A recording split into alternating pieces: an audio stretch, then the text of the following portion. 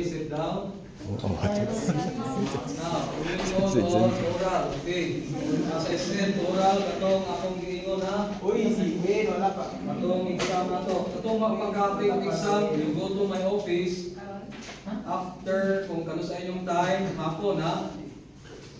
Take your exam in the afternoon. And then, take the exam kay ang quizzes is 55%. Ako kayo nag-grade, no? And then, I will read the grades, ha? Next time. Okay, now, we will call on Rosal, kinsan na nagka-take ng exam? Suhay, ha? Okay, Suhay, please stand up. Suhay.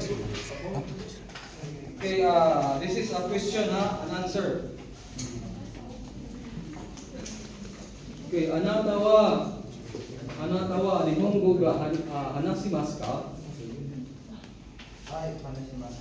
Okay, very good.